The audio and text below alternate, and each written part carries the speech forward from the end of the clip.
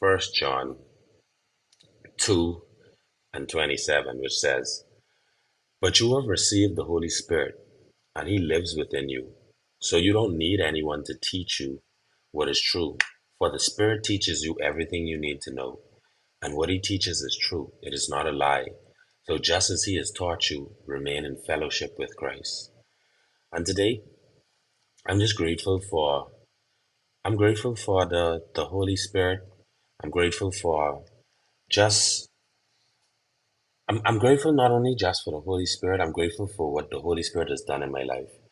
I'm grateful for my wife, I'm grateful for my children, I'm grateful for each and every one of you. Every day I wake up with a lot of a lot of gratitude in my heart. And today is just another addition to that.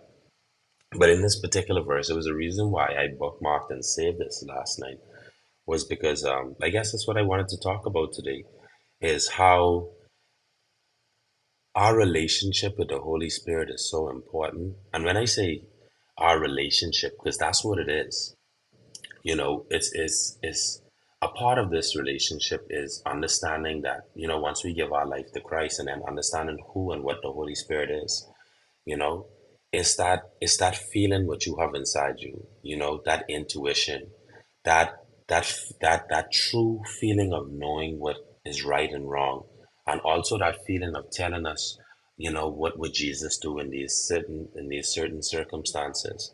You know, in this particular verse, John tells us that you don't need anyone to teach you about like what is true and what is right and what is wrong. And that is so true because um I've had let me so you all know I be transparent on here. Sometimes I just wonder if I be true transparent because I tell a lot about stuff that's going on in my personal life. But I'm very reserved about people prophesizing over my life and over the life of my family, right? I'm not saying that I don't believe in prophets. Don't take that part out of context. But I'm very careful of who I let do that, right? And some persons in my family who are very close to me, I love them very much. Um, Sometimes they tend to me, they sort of a bit overzealous when it comes to prophecy, and they go to multiple persons for prophecies, and they go to, some people they even pay to go and get a prophecy over their life. And you know, I I had a problem with that, and I had a big argument with them with that.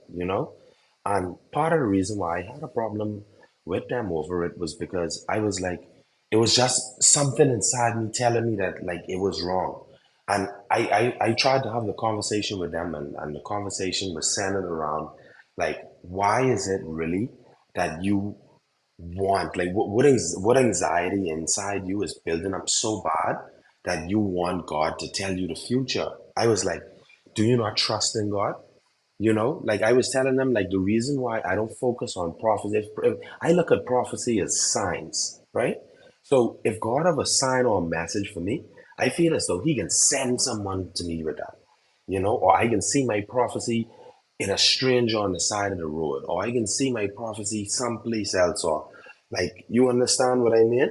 Like I won't I don't feel, and my trust in God tells me that whatever it is that He wants me to know, learn, and understand, He is going to sort of bring that to me and let me see it, And it was something like I said that,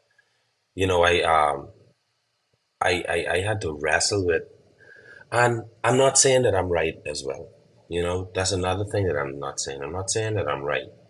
It's just that that is just something that I sort of wrestled with, and I just felt it in my spirit that when they went and they paid someone that it wasn't the right thing to do, you know. But also in this particular verse, it teaches us that the Spirit teaches us everything we need to know, and what He teaches is true and not a lie. So He says, so just as He taught you, remain in fellowship with Christ, and you know at the end of the day, I allow my relationship, right, to dictate my decisions. You know, like what do you say? What would Jesus do?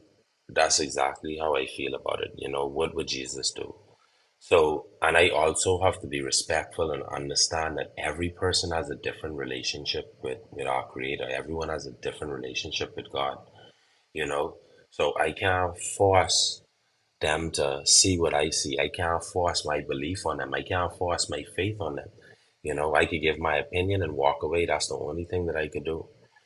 But again, whatever relationship or whatever way God reaches out to persons, them know that He is real.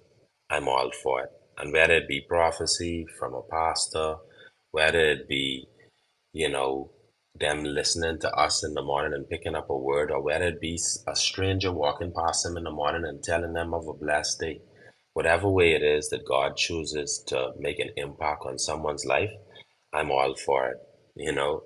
So anyway, thank you everyone for the opportunity to speak. I'm Kerry, and I will be relinquishing my mic.